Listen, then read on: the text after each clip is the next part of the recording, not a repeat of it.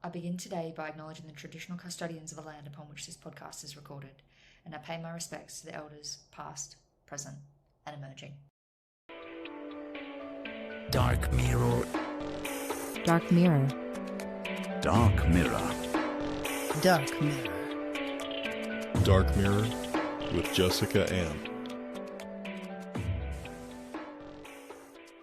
Welcome to Dark Mirror. It is me, your host, Jessicka Ann, and today's conversation with Trav, also sometimes better known as the technician, is one that I have been really excited to share with you.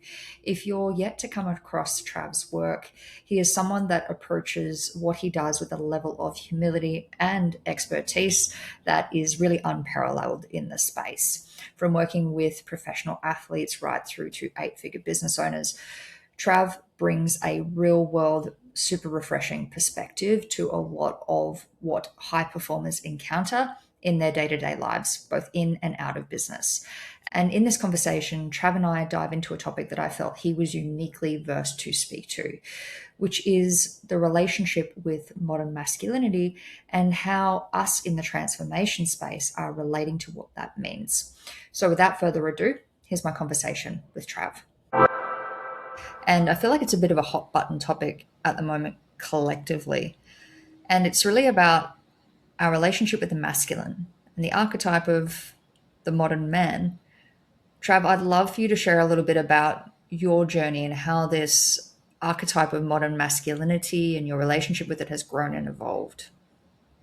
First of all, thank you for having me. It's really exciting to see you because obviously we talk here and there, but to be able to be on screen with you again after our time together, it's special. So I appreciate you having me. And dude, that journey in general, holy smokes, it's been a bit of a pendulum swing. I think when you get into this work, a lot of men probably go through this where you're like, let me go into the love and light version of me and get super spiritual and get into breath work and speak with long R's and hug for very long times and all these extra things that you feel you had to perform as to become more of that, men's worky man. And that's not me judging or taking the piss out of it, because obviously it gave me a lot and it helped me a lot, and it still does for a lot of men. So, and even as I say that, that's probably what the biggest discrepancy is within this space, Jess, is that there's a lot of judgment within it. We sit here saying we're trying to help men, and yet all these versions of men are judging each other and being critical of each other, because it's like I was a young football player. So I grew up in an environment of football playing men. Now, the general archetype you would look at is like that rugby bloke that drinks piss, gambles, all these things that they just generalized, where for me, I experienced a completely different experience behind the scenes of like men that show up for each other when really bad shit happens. Because I said this today to a young lad, when you're in the football field and you're in trainings and you're going through tough times, you're in the trenches with some of your best mates through some of the hardest times. So those bonds that are built in that carries off the field. So if I was ever really going through things with my family, my own mental health, they're the blokes that I would look to that would actually show up for me. And I think we've really got it twisted about what a real friend is, especially as men, and how they show up for you. And as again, that pendulum swing of you have to be like this, you have to be like this. It's like, no, what does the full archetype of a real man actually look and feel like and sound like? Because we've dressed it up as it has to look like this, he has to speak like this, he has to do this. Just one of the best men I know is my mate, who I've known for 20 years, incredible father, incredible husband. He's just a normal dude. I don't think he's ever done a bit of breath work in his life. So that tells anyone listening that it doesn't have to be this, or this. I've seen it in my experience is that it's an experienced man of life that has been through his own shit, has a lot of wounds, a lot of scars, but he holds them really well. And he shows up in the moments that matter. Because I used to get caught up in, you don't support me with my business, you don't like my posts, you don't do this. Yeah, but I know he'll show up for me at 3 a.m. in the morning when I really need him. And for me, that's extremely valuable. So I know the conversations today will go in a few different ways, and I know that's probably a bit of a convoluted way to start. But for me, it's like I've just experienced so much of so many men. And as I said, I think the biggest issue I'm seeing is that we're trying to help men, but we're trying to paint them with all these different brushes. It has to be like this, it has to be like that. And I think when we start to meet them where they're at and stop trying to bring them into clinical spaces, into churches and all these other spaces they don't want to be. Nothing against those spaces. But what if we went to a pub and had a chat to them with a beer without saying, hey, you shouldn't be doing that. It's like, hey, bro, how you been? Tell me about what's heavy for you. What's going on? Who knows? It might start something. So, yeah, I guess that's probably giving everyone a bit of a picture about how I feel about this and the men's workspace and mental health. And I'm sure I'm going to get a bit of flack about what I actually perceive as a real man, but I guess that's what I'm here to say.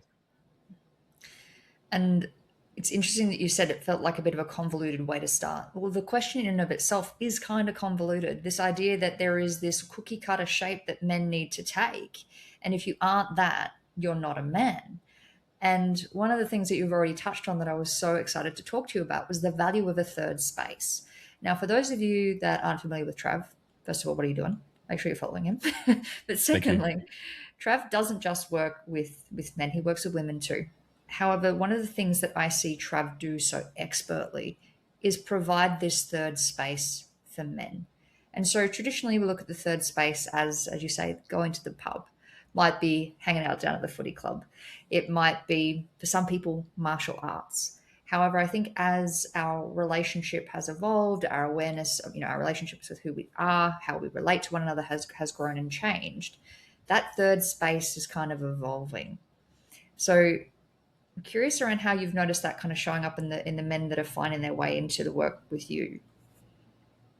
I love this. The third space, you've called it. That's a cool way to look at it. And I see myself as that bridge. I think we've mentioned this before, where I said this to Tamika yesterday, who's a medium, a psychic medium.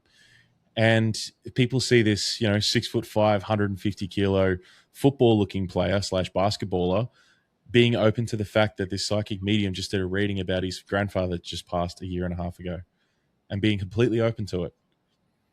That there is the bridge. That is the third space of seeing what people would perceive as this, but he can also be this.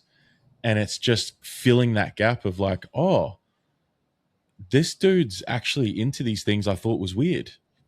Maybe I'm open to it. And I've seen that start to happen. The more conversations, Jess, that I have with just a, regular dude, people see it and they go, holy shit, okay, actually they're listening and reading books about Carl Jung. I didn't know that. I didn't know that that's what you could do as a man. I don't know if that was allowed, because I think that's what a lot of men look for. They look for acceptance. These little boys that are like trying to fit into the culture of what's cool. What if what's cool is breath work? What if what's cool is therapy? All of a sudden, it's not everyone trying to wear the coolest shirt that's come out by Frontrunner. They're like, oh, I want to do what Jaden, I don't know if you know this guy, but Jaden Lang is like one of the most famous dudes from my perspective on social media right now. Everyone loves him. Really nice Islander guy. And they'll buy anything. He'll put a clothing drop out and everyone will be like, I'm buying. He sells out in like 5 minutes. What happens when a guy like that posts on his stories or on his grid that he just went and did a therapy session or was seeing a coach or did breath work? All of a sudden, you start to break down these walls that were there initially for this third space, and all these different men start to come together because I see it. We follow each other. It's how we're built. We're in tribes. We're football teams. Like, we're always looking for brotherhoods. Look at men that get into gangs because they're looking for family. Like we start to follow these. It's like trends, like trend setting. What if trend setting becomes, which I think I've been one of those doing that, is just sharing this shit so openly and so rawly that it's starting to really sit in their brain that this might be cool if I do this. I might be like Trav if I go to a psychiatrist or psychologist and get some help with my brain, get some help with my nervous system. So that's what I'm seeing, Jess, is that there's more men that are seeing this as, oh, this is kind of cool. Look at all these guys going running now. How many of them are doing running? Running's fantastic for men's health. Like, you get a bit more confident, you start feeling better about yourself. That's a really good momentum builder for a lot of men. It doesn't always have to be, hey, bro, let's talk about your deepest, darkest shit. Let's get started. It could be, hey, brother, how about you start hanging out with a couple of the lads, going to the gym for a few weeks and see how you feel. Let's start there. And then we get the ball rolling. All of a sudden, we're at the gym chatting, the three of us, and I drop a little bit, something that's a little bit heavier. And he goes, we can talk about that. And then he just drops the same thing. And all of a sudden, that first word that comes out the mouth, that's always the hardest. I remember a mate of mine, a client, he said, mate, the scariest thing I've ever done was reaching out to you. So if the scariest thing is done, then everything after that becomes easier. It's so huge. One of the other parts of this cookie cutter that I wanted to look at with you was this archetype of the nice guy inside that. From what you've shared, even though in a lot of ways this nice guy cookie cutter has almost become emblematic in a lot of ways of what is expected of men, why is it so hard for them to still reach out if we're all being encouraged to be so nicey? From my experience, it's still that judgment piece of not wanting to seem weak. It's like you've got this perspective of, oh, the nice guy, as you said, the little bit of a white knight, a little bit of a pick-me guy, saying these things that he thinks he needs to say. And it's like, bro, you're just being fake again. You just put on another mask. You've just placed other people's expectations and perspectives and called them your own. You're not even living from your truth. So I see these guys and I was a nice guy. I was the nice guy that was always so nice and said yes to everything. But now when I have those people around me and in my life, I don't trust them. Now I know why someone once said to me, Jess, you're an axe murderer, aren't you, Trav? I'll never forget it. She said it to me at a party. And I remember I was like, whoa, what do you mean? And now I look at it, I'm like, yeah, because I felt fake. I felt like you can't always be this nice. You can't always agree with everything and say yes to everything and be overly kind like this. There are people like that, but we both know that a lot of the time that's them protecting something within themselves. They learn to be agreeable at a younger age. So now it's just a survival mechanism or adaptation or distortion that they use now to move through the world. And it's creating these men that can't even have a fucking backbone and stand up for something. And that's what we need more of. We need a good man, not a nice man. I love that. What would you say is the distinction between a good man and a nice man? I feel it in my body. From my experience, I see it. I feel it. I'm like, you're just saying that to agree with me, and I don't like that. I just said something, and you're just like, yeah, man, I agree. Whereas this other bloke who is really, you can feel it in their body. They're quite grounded. They're like, oh, that's an interesting perspective, but what about this? And not to say you have to disagree with everything, but it's just like this. You can feel it that they're saying their truth. It's like, it's like when their spine's straight and they're like, okay, I feel it. He believes in that. He says that, and I do agree with that. And it's like this strength in them that they're willing to call people out. Like a good man will sit there at a group table, and if someone tries to speak ill about a woman or something or about their partner, he would go, bro, you can't talk about that about your missus. What are you on about? Like, why are you saying that shit? Like, actually call your mates out on stuff that's not good enough. Whereas the nice guy will just get along and agree. Oh yeah, man. Yeah. Tell me more. It's like this very different experience of just like a man willing to stand up for what's right, even when it's uncomfortable. And this other man that's just going to say yes because he feels too scared to actually disagree with someone. And that's the discrepancy I see between the two a lot of the time. One of the things that I really wanted to have, part of why I've created this project with Dark Mirror, is to have the conversations around looking at the systems that perpetuate these patterns, but also for coaches and practitioners and leaders to start to understand how these systems are showing up in the people in front of them, in the groups that they're working with. And so having a look at this, I guess the binary here that's kind of being presented is this idea of the nice guy and the good guy. When we look at a system, say like gender roles, patriarchy, that word, like I don't know if you know who Eliza Schlesinger is, but she said, I feel like we need to retire the word patriarchy because people sort of tend to zone out as soon as you say it. But yep.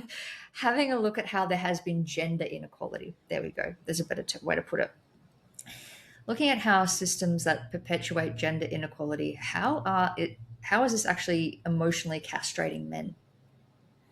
Oh, such a good question. And that can go all sorts of ways, isn't it? Because you see it happen where I'm sure everyone's now seeing the Manosphere aspect, right? Like that's something that we're seeing, that there's a lot of men that are probably following like that red pill trend and thinking that that's how they're supposed to show up. And because they're scared, like there's those two sides of like, we are seeing a lot of abuse on women and violence and all these things, and we want that to change. But it seems to be getting worse, even though there's more help out there more than ever. There's more support, there's more knowledge, but it seems to still be going the wrong way for some reason. And I think because, again, it's like the men that are leaders, they're not speaking up enough. We don't have that rites of passage aspect. We don't have these men that can lead them on the right path and show them how to speak to a woman, how to treat a woman, but also how to treat themselves. And I think that's where it starts, right? It's like they don't know how to treat themselves, and then they're perpetuating that pain within them out into the society and the culture. And that's where we're seeing a lot of those issues. It's like they don't even know how to like look after their own mental health or physical health and well-being, and then they're expressing that in an unhealthy way onto women, children, other men. And you're seeing a lot more. Like I just saw last night, some dude randomly just stabbed another guy that went up to confront him. How the hell is that happening more now? Like, how are young boys resulting to let me just stab this guy to confront him in this way right now, rather than talk, move through it, whatever it may be? Like, there's such extreme levels of violence happening now too, and reactions and expressions of this pent up anger, because again, it's like they feel so held down by society and everything, and the pressures and the expectations, that now it's just it being like pushed out into the world in such an unhealthy way. I don't know if that explains that well enough, but that's what I'm seeing. Is there's just a lot of violence happening in young men, and it's not changing. It's not being supported in the right way. And we don't have those men we used to have, from what I've seen with like people like Robert Bly talks about it, where they can take them through that healthy rites of passage to learn how to actually fucking be what we just said, a good man in this world, and see that, as you said, the equality happen again. Because again, it seems to just be going the wrong way at the moment, doesn't it? I think it is definitely that pendulum swing. It's like we have this opportunity where, in some ways, the suffragettes, women's rights advocacy, all of those things needed to happen. However, I don't think there was a big enough lens at looking at what happens when men are displaced. This is what you've taught is intrinsic to being a man, to being successful, to being of value, to throw out that term, high valued man, which in and of itself has become loaded. So now if it's not clear for me the pathway that I need to take to become a high value man, it's like that doesn't go away, that desire, that need. It creates a vacuum. And I think this is part of coming back to that point that I was saying to you before, the importance of the third space, because it's in that third space that vacuum finds answers. And for a lot of people, that third space is scrolling. And unfortunately, a lot of the stuff that is presented to us is rage bait, is the stuff that's going to keep creating division. And the reason I wanted to ask you specifically around this, Trav, is you are someone that to me demonstrates a really strong integration of healthy masculinity. So for young people or people that are coaching young men or even raising them, what does it take to support a man that is potentially feeling displaced, feeling lonely, not clear on where to go next? How do we meet them? That's a great question. The first thing that comes up is a particular client that went through this exact process. What I experienced, Jess, is a lot of clients who have had fathers that were emotionally unavailable. Obviously, grew up in a generation where these dads had to work a lot, or that's just how they knew. Let's be a provider. Let me provide for my family. But then you have these young men that grew up then not knowing how to express their emotions whatsoever, or even how to feel them. They feel their emotions. They know what it is, but they don't know how to express it or even process it in any way.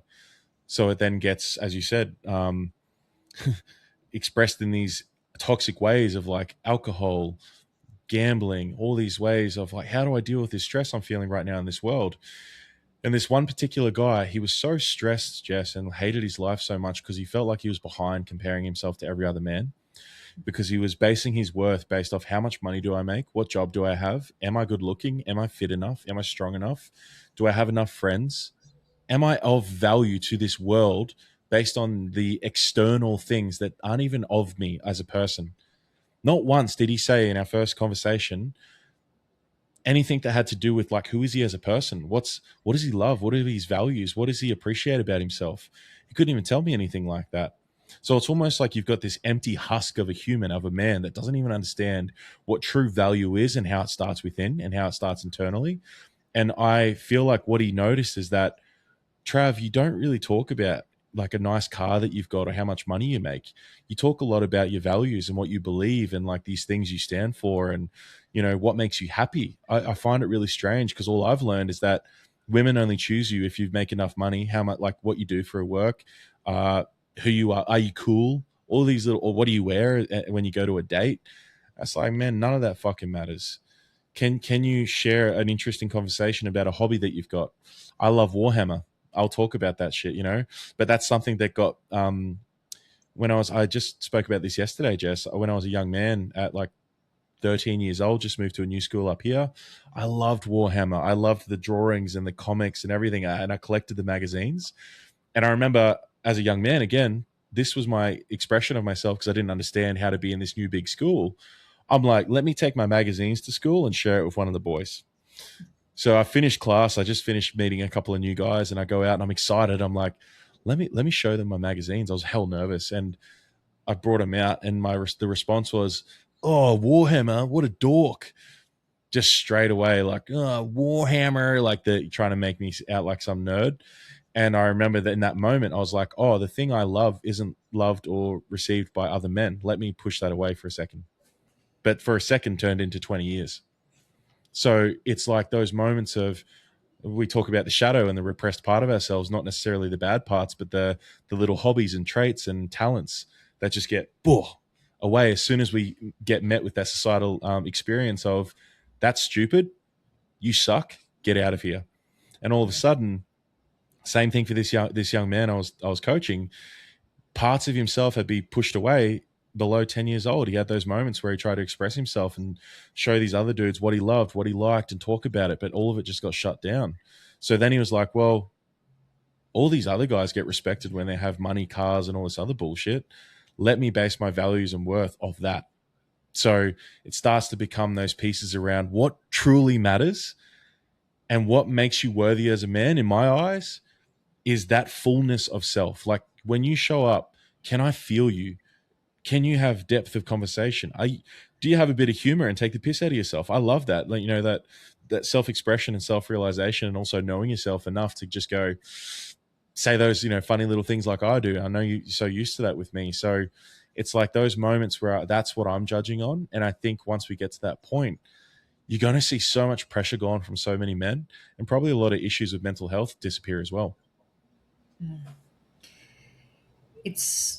It's interesting, and I feel like this is probably a book that you have read at some point or another. If not, for anyone listening that is either loves a man, is a man, works with men, this book is excellent. King, Warrior, Magician, Lover. But in that book, they talk about the king as the central organizing archetype of the psyche. So this idea that our relationship with the king, and traditionally the king was seen as something that sits in connection with the divine or our higher order self.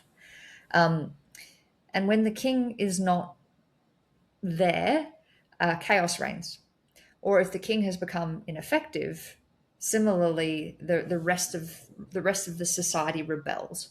Much in the same way the book posits the mind. It's like we're seeking the king. We're seeking the return of this archetype that allows us to be in connection with this higher order, whether or not it's God, divine, whatever you want to call it. I am curious around, from the things that you've noticed around the men that you respect, the qualities that endear you to someone. What do you say the importance of this king is? Like, who is the king?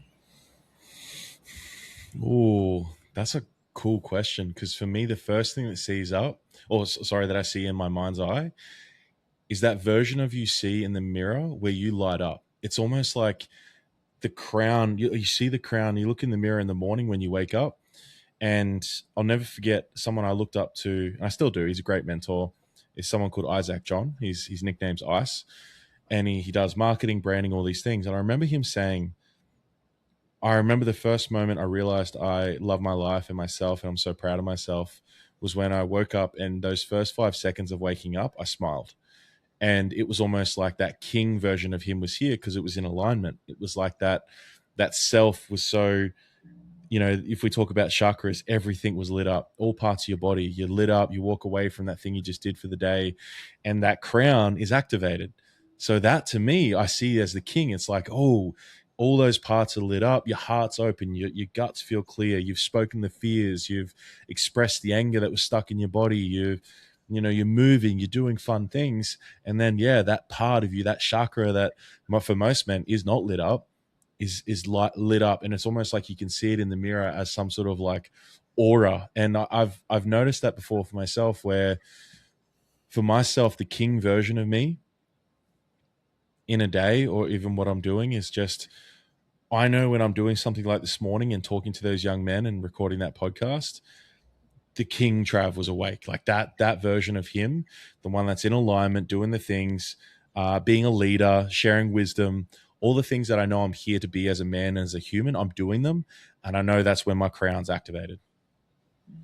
I love that answer. I know it was a bit of a leading question, but I just feel like the distortion and the craving for the king is really what we're kind of projecting onto a lot of those archetypes of the manosphere. It's Yeah. like it's the trappings of the king, on purpose, high value. However, like you say, it's such an internal experience. It's that opportunity to really connect so deeply with your purpose. There's a bit of a saying, I'm not sure if I agree with it, but I'd be curious on your take. They say that for women or female bodied people generally, it's considered that we value love over respect, but for men it's the opposite. They seek respect more than love. What do you feel are the seeds of respect? How do we become respectable? Ooh, for me, you notice how men talk to you. You notice how people, even just in general, treat you. I know when I was feeling respected, even little parts of like how people look at you, the way that they actually have attention on you and their eyes, and how you're received by the world, it feels different, Jess. It's so different. And that in itself allows you to, it's almost like your chest opens up. You start walking around a little bit more confidence in your scene. And, based off neuroception and what I talk about with pattern recognition and all these things, you can see when someone feels like they're respected in this world, but they respect themselves first. When we talk about the internal reality will be represented in an external reality, I know when I respect myself and I look after myself, and I go to the gym, and I eat well, and I spend time with my partner, my friends, my clients, that self-respect is mirrored so much more when I start to fall away from that self-respect part too. So it's like a physical but also energetic experience from my experience. And as much as I love being loved, and love is everything for me, of course, but as a man, that respect, you've heard it in movies, respect me, respect my authority, all these things. You hear it and you never really truly understood it. But now it's like, uh, on a really like surface level answer would be, as soon as I hit 10K on Instagram, there's part of you that just goes, you're going to be respected more of perception on that first experience. I'm well aware that 10K means fuck all. I know that I had a successful business before that. I was successful. I was confident, and I respected myself. But all of a sudden, the world starts to see you differently based off some digits and some numbers. And I can see why people get drawn to that too, where they get respect by what car they drive, how much money they make. So there is that part where it's like, there is a surface level representation of respect. So I can see where that comes in too. But I think I'm trailing off a little bit here and getting away from the love part too. But I can see why men love having respect on top of that love part too. I feel like it's more I wanted to speak to as well, like the part of why I was saying respect is such a central part, I think, of a man reaching his truth and his potential. Because one thing I've observed, I've worked with a lot of men as well, you being one of them. I think if respect isn't there, there is no way a man is going to face the darkest of himself. Mm. And do you mean the respect from others or with self? So I'm just going to take it out of the context of our conversation for a moment, but I'll bring it back.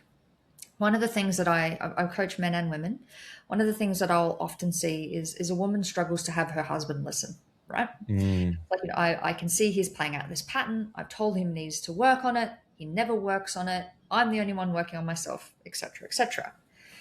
when she describes the husband's behavior, what I'm noticing is a collapse into shame.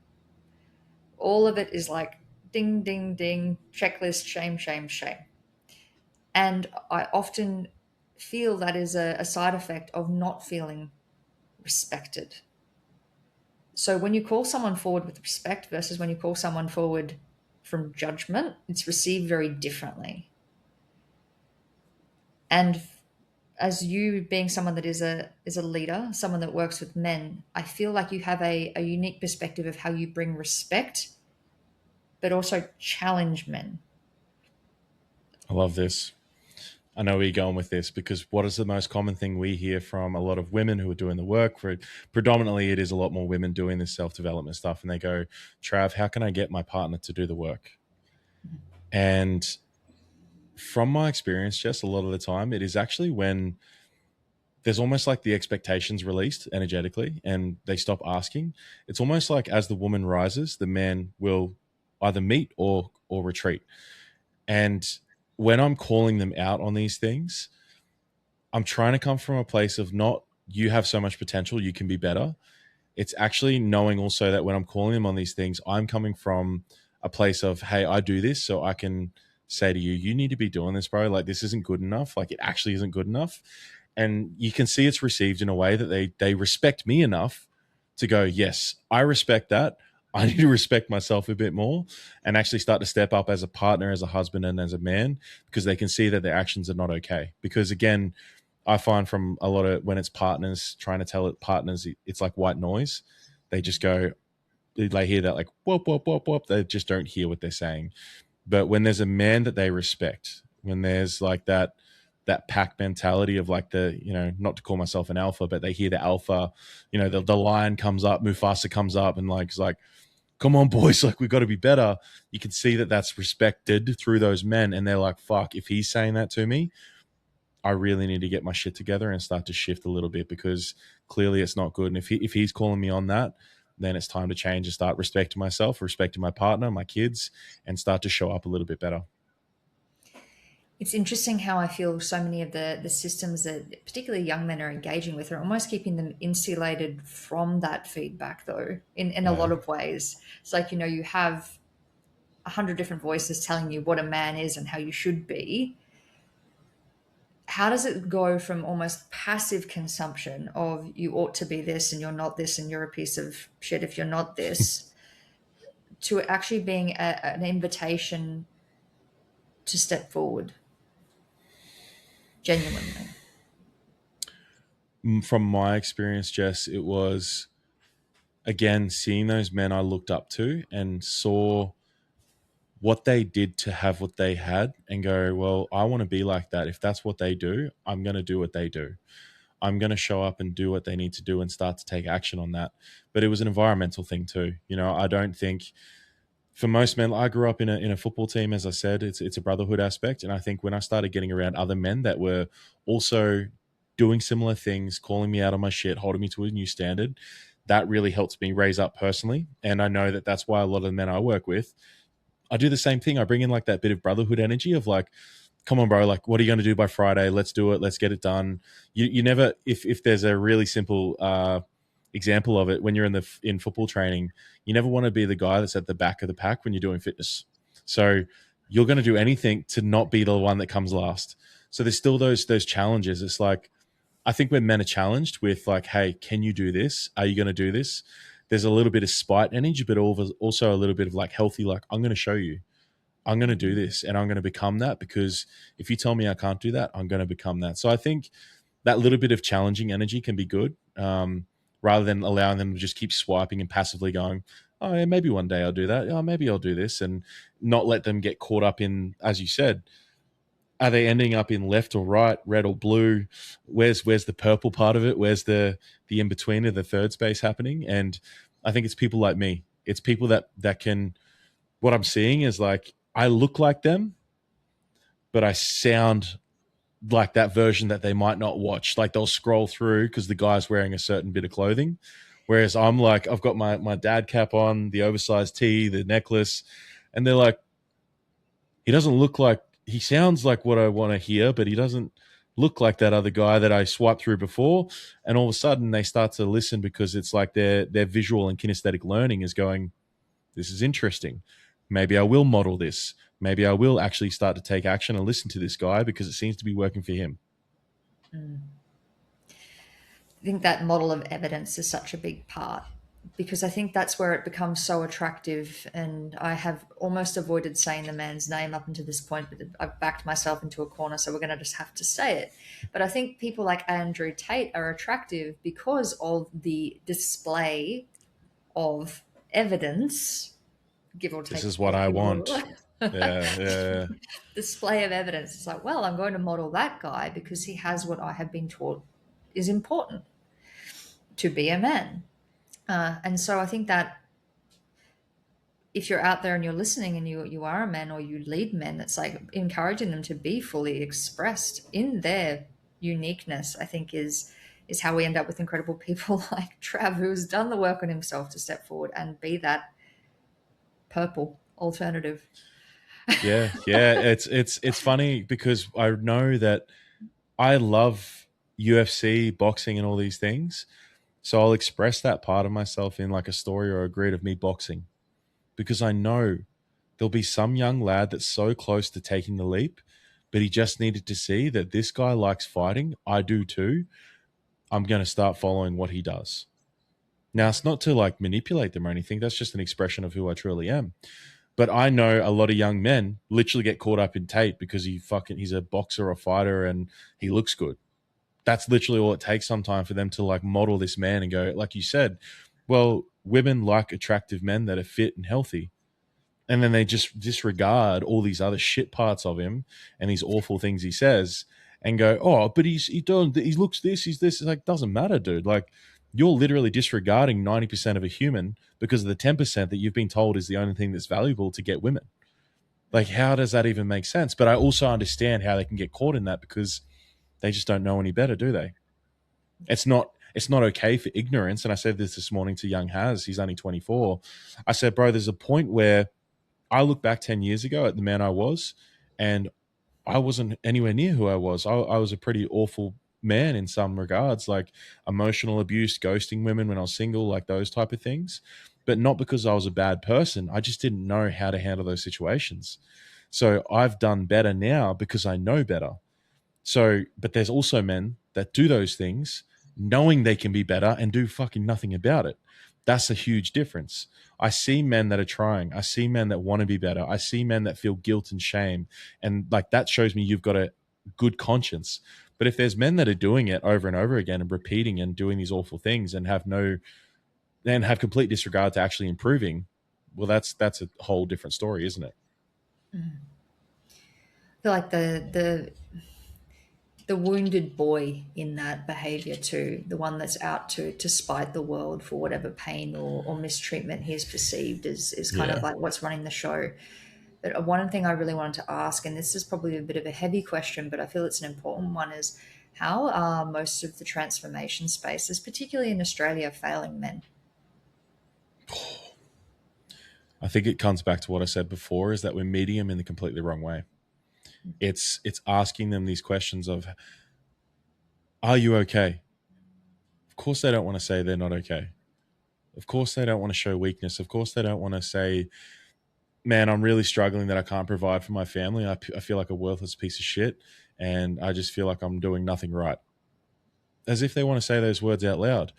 But if we can get to the point where they do say those words out loud and it's received in a really healthy, safe way, all of a sudden those words said out loud that were received the right way, they start to shift. And these men go, oh, it was okay to say that. Let me say some more. Let me keep this flowing. Let me keep going. Because I said to Haz this morning is that I think the issue is that we're still meeting them in a really clinical way where it's just, we're missing that, what you've said so beautifully, that third space. There's got to be this way where there's like men like me can literally just like, boys, let's catch up at a local event space like the Nook here in Budrum, and let's just sit around and chat. Like, doesn't have to be a full circle thing, but let's just chat about things. We don't have to go too deep, but let's give you actionable things to shift that as well. And then afterwards, let's have some alcohol-free beer and watch the footy. That sounds way more enticing than going to some workshop that's super deep for 3 hours and screaming each other's face and, speaking out your deepest shame in front of 50 other men. I know how powerful that stuff is. I've done it before and I've hosted it, but we're missing an entire contingency of men, which I've talked about as the middleman. It's this man that doesn't want to go to a retreat and get naked and wrestle or talk about his deepest, darkest shame of when he was abused as a kid. He's just a normal, regular guy that might run a business or he's a tradie and he wants to be a better partner.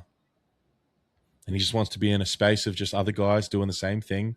And he might hear this one thing that, oh, yeah, boys, lately I read this book. I don't know, it's called this.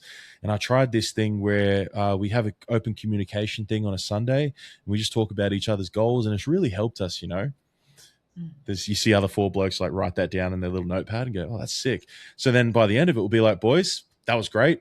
By Sunday next week, let's all check in. Did any of you do it? And how'd it go? And you start to see these incremental improvements. And it's like men want to see improvement in their life. They want to see evidence that this work works.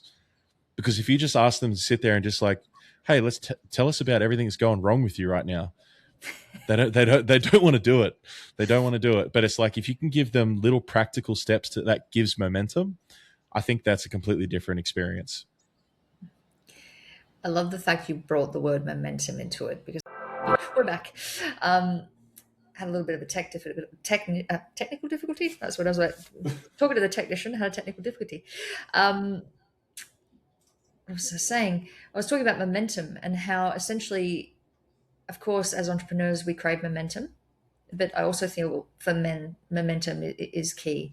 So in terms of that day-to-day reality, someone that is actually supporting or coaching men, how do we allow people to feel a sense of momentum? Because sometimes this work is kind of intangible. Well, let me share you something new, Jess. What I see for a lot of men from my experience with my clients, if I can show them that your confidence has gone from 3 out of 10 to 6 out of 10, based off the quantifiable data we've collected over the last month or so from you doing your stuff and doing those difficult challenges that I set for you and little tasks, they start to see that and go, oh, this is like a game character. I'm just leveling up my skills and I'm getting better weapons. I'm getting better armor. And thanks to AI, because it's amazing in some regards for the back end and dashboard stuff, I can literally now take the data that I collect as a human, because AI can't take data the right way that I need it to. And we know this, like when you're taking notes, you're noticing the little eye twitches or throat tightening up or the subtle little micro movement when they said that thing or the little giggle. And I'm capturing all that.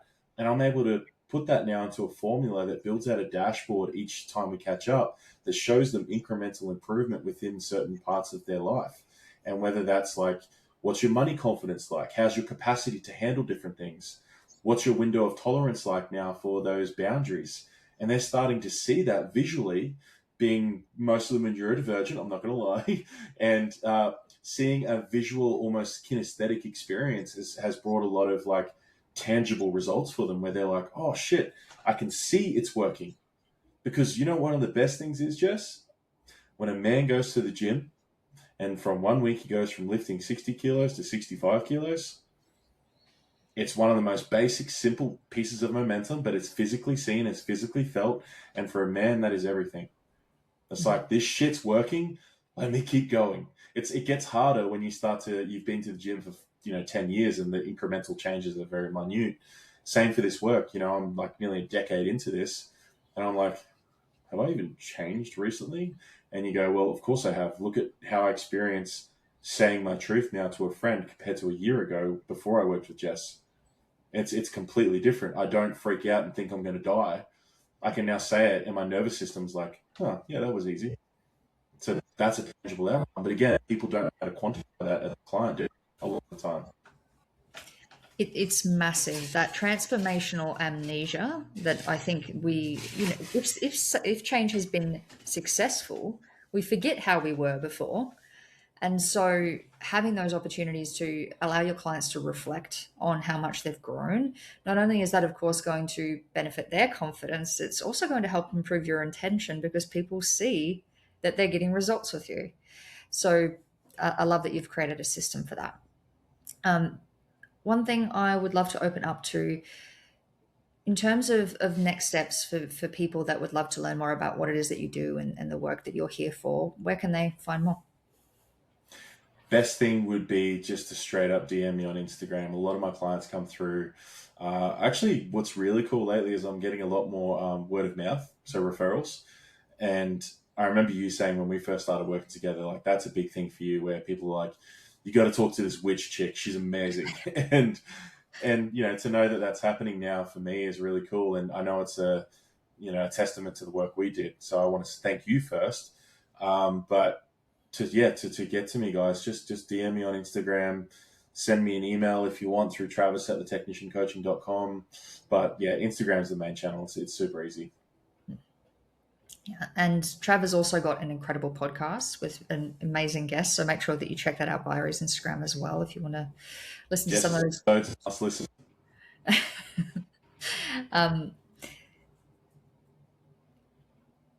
There's a question that I want to ask you, but it's the words.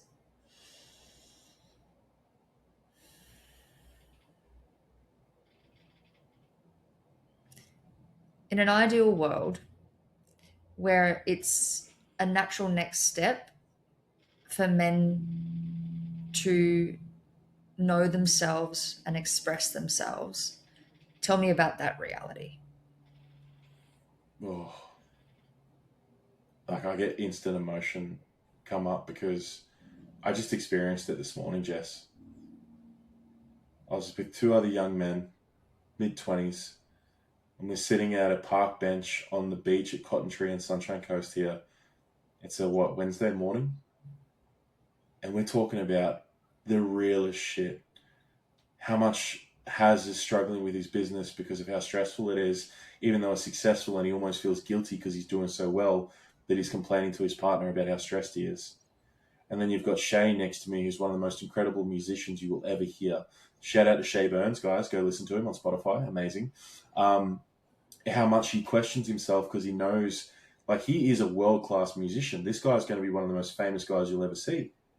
Right now, he's doing cash jobs to get by, or working at a bar, or doing these things. And like, as a man, he questions himself because he's like, I know I'm of worth and I know I'm of value, but I feel like shit because I'm doing these things. Like, my physical reality doesn't match up with who I know I am. And that hurts, but that, in an ideal world, on a Wednesday morning having coffee, these men are opening up about shit that's eating them up. So then that doesn't build up to where they get to the point where they're at rock bottom and they need to do therapy and retreats and spend all this money to actually fix themselves because they're doing maintenance on the car before it fucking blows up.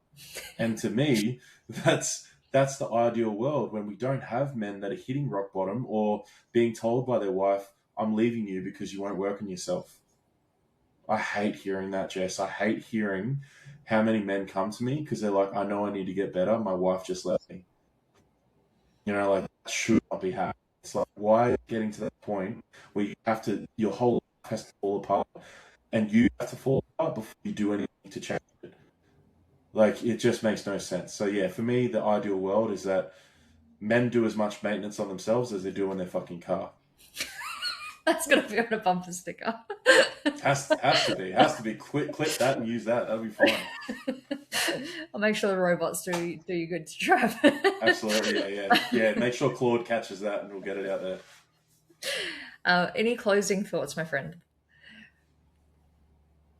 Yeah, something I spoke about this morning is, I love visuals and metaphors. This really hit Harry because he's like, mate, like, how do we help men with like partners when they struggle with communication and, they always whinge about, oh, she's not doing this or he's not doing this. And I said, mate, picture it this way.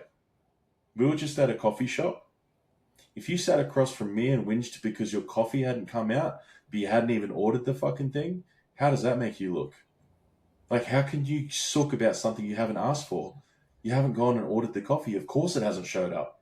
So, of course, when you've got a partner or a friend and you've not said the truth and asked them for what you need, why would they bring it to you? Why would they give it to you? Why would they act like that? I see everyone, and I used to be one of them, complaining about their friends not supporting them with their business. Ask them why. Ask them what's going on. Maybe they don't like you. Maybe they just don't show up that way. I know I had that conversation with two of my best mates, and I literally said, Jess, I was like, it's fuck how you don't actually support me. It hurts me. And they straight up were like, I'm so sorry. And they both now, when I celebrate online, they at least be like, hell yeah, dude, well done. Because they didn't know that was hurting me. They did not know. Because they of course they want to see me win. But they're not really online as much as my other friends are. So it wasn't as much of a big deal as it was. And I remember when Paul said to Jimmy in Shrinking, not everyone's as sensitive as you, Jimmy. Mm. And I realized that I was like, damn, I'm making mountains out of molehills everywhere, left, right, and center with all these little stories I'm telling myself. Why don't I just go have the conversation and find out what's really going on? And sure enough, our relationships are better than ever because I just spoke the truth and asked for what I wanted. That truth and asking, it sounds so simple, but to your point, sometimes it's the facing off with those younger versions of you that it wasn't okay to ask, it wasn't okay to own the truth. And I know that this conversation is really centered on supporting men to get to a point that they feel comfortable and supported in this work. And I also just want to normalize that sometimes men, you are the ones out there doing the work, and you have a partner that's struggling to face off with whatever it is that they're facing off with too. So it's definitely not all one way. And often it is that gateway to normalizing the vulnerability and the shame that's involved of actually just starting. I love that, because there's something I want to say to you that I've been meaning to say to you, is that I know during our time together, I was still the guy that used excuses to avoid responsibility. And I would just have these beautifully articulated reasons for why I hadn't done something, or some bullshit. I caught myself at the start of this year, Jess, because the thing I had to go through was facing the golden child version of myself, which was the little boy that was the football superstar. Everyone loved him. But what came with that was a lot of hate, a lot of hate for me just being me.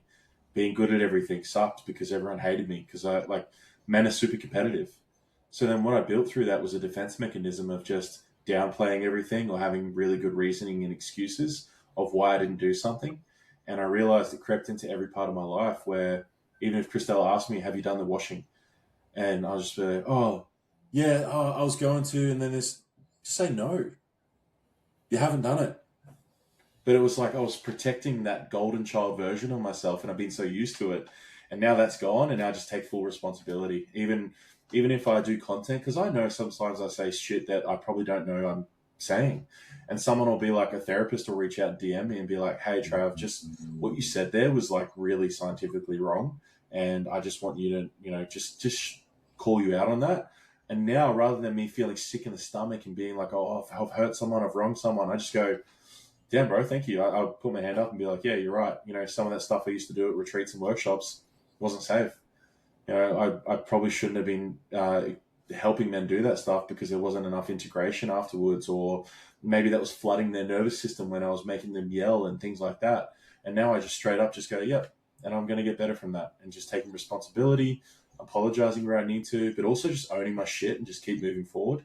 And that's what's really come from it. Yeah, it's such a big part to have the safety inside yourself to own the growth.